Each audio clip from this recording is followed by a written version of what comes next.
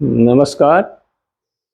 मैं कैप्टन राजेंद्र सिंह आज फिर आपके सामने आया हूं प्राणायामों की श्रृंखला को आगे बढ़ाने। तो पहले मैं आपको बता चुका हूं कि हम 8 प्राणायाम के विषय में चर्चा कर चुके हैं। अब अन्य कई प्राणायाम हैं जो स्पेसिफिक हैं। आज जो 8 प्राणायामों की चर्चा की थी उसमें से तो सामान्यतः 6 प्राणायाम निरापद हैं, हर आयु वर्ग का व्यक्ति कर सकता है। मगर 2 प्राणायाम थे, कपालभाति और वाह्य प्राणायाम। उसमें निश्चित रूप से आपको अपना मेडिकल हिस्ट्री और आपका चिकित्सक और योग शिक्षक, तो इन सब तीनों का समन्वय करके ही करना चाहिए।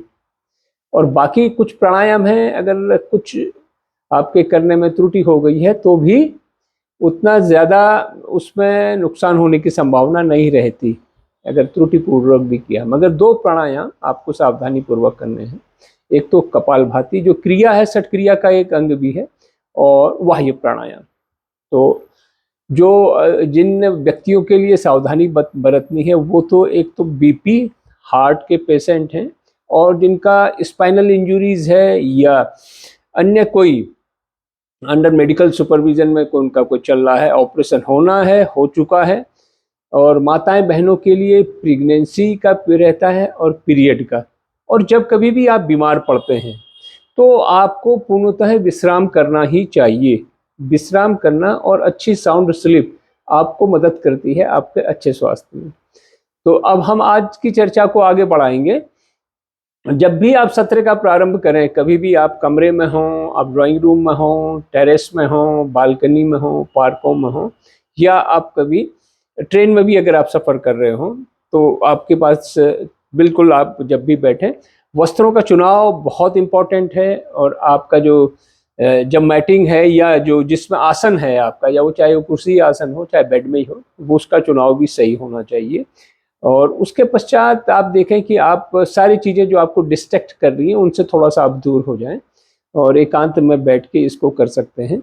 और साथ में ध्यान रखने वाली बात ये रहती है कि मानसिक रूप से आपका उस प्राणायाम, उस योग की क्रिया और आसन में पूरी आसक्ति और उसमें पूर्णतः विश्वास होना चाहिए।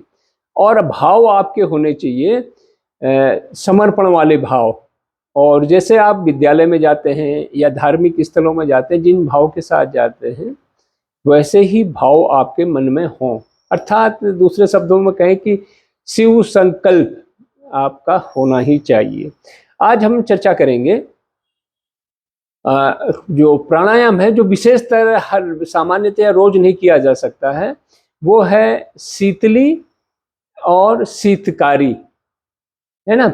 शीतली प्राणायाम, जैसे नाम से ही आपको विदित हो रहा होगा, शीतली जैसे आप कूलिंग वाला जो प्रभाव देने वाला है, रेफ्रिजरेशन वाला जो प्रभाव देने वाला है, शरद ऋतु में जो प्रभाव उत्पन्न होता है वैसा ही प्रभाव आपके शरीर में होता है। शीतली प्राणायाम में आप क्या करते हैं, अपनी जीवा का उपयोग करते हैं, और यहाँ पे श्वासों का आदान प्रदान आपके मुंह से होता है। सामान्यतः सभी प्राणायाम में तो नासिका से होता है, तो यहाँ पे मुंह का उपयोग किया जाता है। और कभी भी आप में ये क्यों किया जाना चाहिए कि जब व्यक्ति को बहुत ज़्यादा परेशानी हो, स्ट्रेस हो, बीपी बढ़ा हुआ हो, तो उस समय आप बहुत लू अगर आपने गर्म प्रदेशों में हो तो उस टाइम पे किया जाता है। तो इसको उस शरद ऋतु में नहीं किया जाता है। सर्दी, खांसी, जुकाम वगैरह लंग्स वाले इन्फेक्शन है तब नहीं किया जाता है। तो हमने क्या करना है, इसको चुनाव करके करना है। तो इसको एस एंड व्हेन रिक्वायर्ड, जब कभी ज़रूरत हो तभी उसका उपयोग करना है, नियमित रूप से नहीं किया जाता है। अब हम चलते हैं इसकी विधि के ऊपर। तो सुखासन, सिद्धासन, पद्मासन, वज्रासन, स्वास्तिकासन, जिसमें भी आप बैठे, मेरुदंड सीधा, मुस्कुराता चेहरा, ठोड़ी आपकी ये समानांतर। और यहाँ पे आप क्या करेंगे, 2-3 सांसों को सामान्यतः लिया, सामान्य हो गए आप, आपने 3 बार ओम का उच्चारण किया और कोई एक वैदिक प्रार्थना। उसके पश्चात क्या करेंगे, जीवा को बाहर निकाला और बाहर सांसों को छोड़ा।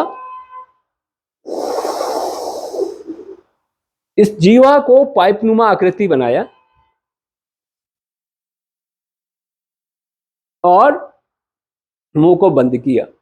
और फिर नासिका से सांसों को छोड़ा। इसको सामान्यतः दोनों नासिकाओं से भी छोड़ सकते हैं और इस तरीके से भी। तो ये एक पहला चक्र पूरा हुआ। फिर अब आप देखेंगे कि एकदम कूलनेस का प्रभाव पूरी उसमें पड़ेगा और फिर उसको नासिका को दाईं को बंद किया, बाएं से छोड़ा। तीसरा राउंड,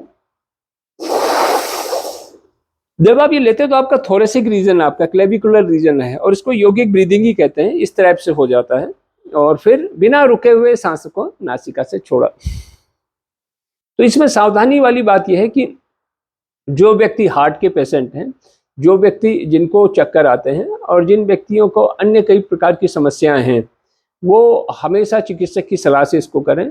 इसको सामान्यतः गर्मी का जो मौसम होता है उस समय ही हम इसको करते हैं और शरद ऋतु में इससे हमको अवॉइड करते हैं क्योंकि बहुत ज़्यादा ठंड पड़ जाती है। तो आज हमने चर्चा करी शीतली प्राणायाम की।